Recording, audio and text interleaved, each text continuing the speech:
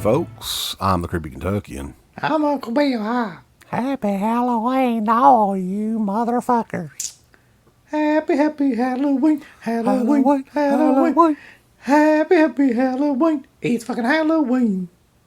We've got a Halloween special to look at, the WNUF Halloween Special that took place on October 31st, 1987, Uncle Bill. Not really, but in their hearts it did. This was a requested review on Patreon from our good buddy Carter Derdention with the Freddie Mercury stash. Right. And Vinegar Syndrome, well, this is one of the 18 sub-labels, Terror Vision label. The head out. Fucking. Yeah. And they dressed the disc up like an old VHS tape, even with the RCA tape label on it. But I'd heard people talk about this movie, and I didn't really know what the fuck they were talking about. Like, people brought it up, all WNUF Halloween Specials killer, you can check it out or whatever. And I didn't realize that it was from 2013, I think, is when it came out.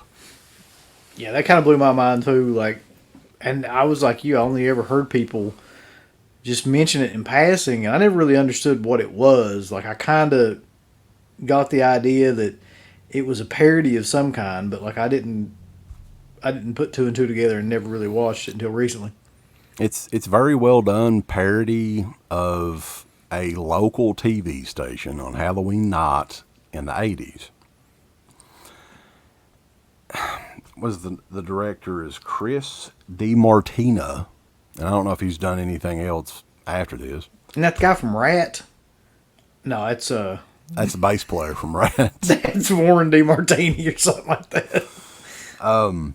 So it's a special newscast on Halloween with commercials and all, and then after the newscast it goes to the WNUF Halloween Special, where, what was the guy's name? I wrote it all down. The reporter, Frank Stewart, the reporter, local reporter, is going in local haunted house, or supposedly possessed house, of where some murders took place 20 years prior.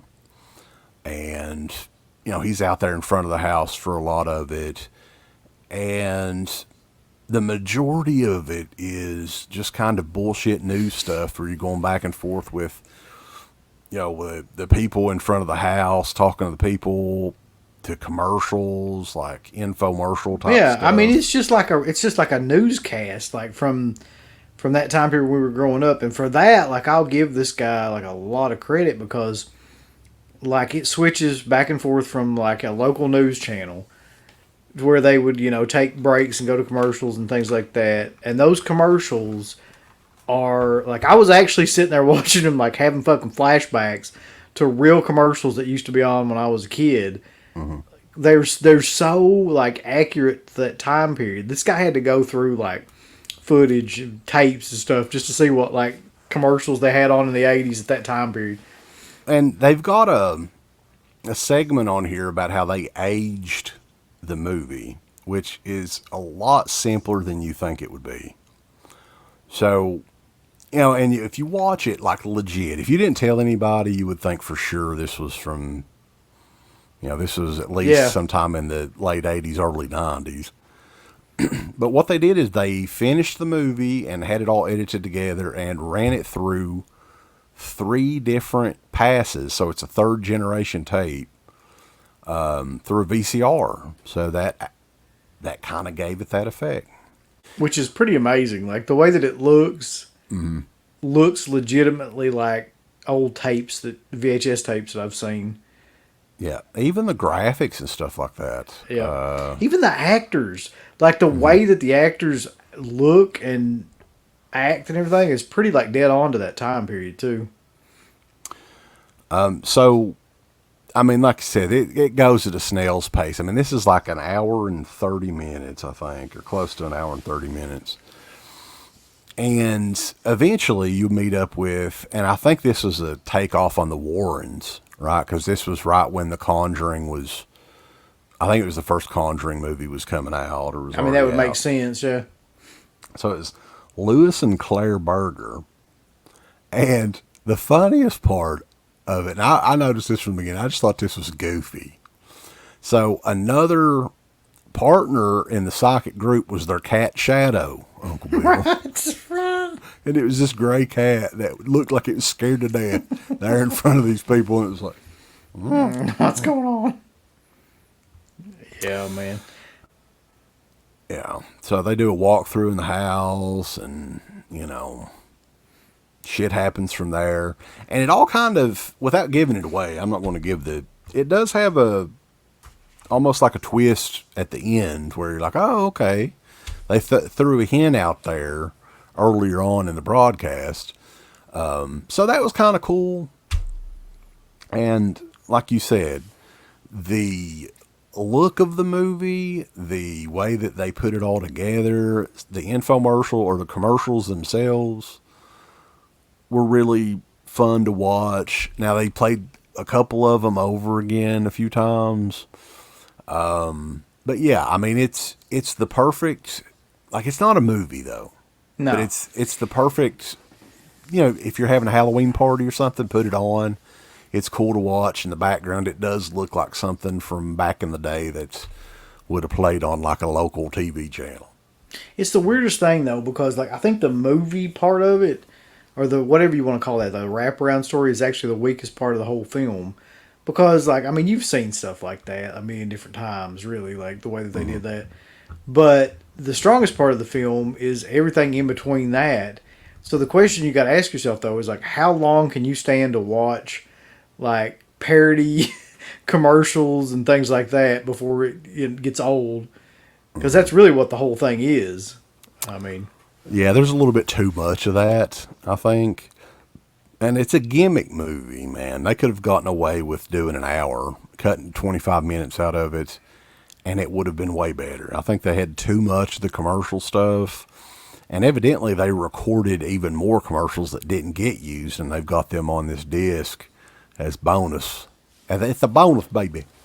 but I mean, yeah, it's like, those commercials are great and everything, but like, I mean, how much of that can you really watch? Like, it just gets tiresome after a while. I thought it did anyway. Like, I just kind of zoned out after a while because it's like, it's really not a movie. And like with a movie, at least like you're moving to some end. So I think that, you know, what they wanted to keep the film moving was the subplot with the guy going into the house, but that's just not that original of an idea. And I really think it was just thrown in there to keep that movie going so they could have more it would keep the movie moving that way that they could show all the different commercials and stuff. But that's just a little tedious. Something I was trying to look up here too.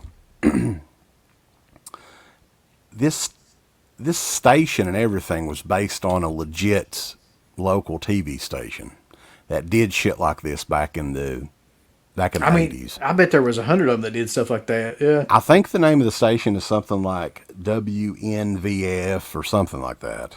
I don't know. I could see myself possibly rewatching this a couple of years down the line. I didn't think it was bad or anything. It's just not a movie. No, and after I got done watching it, I was thinking to myself, like, I just don't see me watching this again, just because, like I said, really well done, but it has no point, really.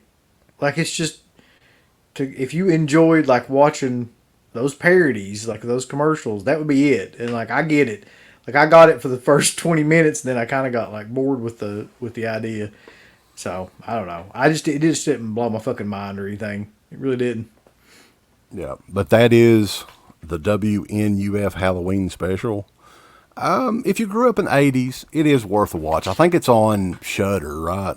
Is that where you watched it? Yeah, and I will say that too. Like, if you everybody that grew up in the 80s should probably watch it, just because, like, when those commercials hit, you'll be like, oh fuck, like, I remember this stuff.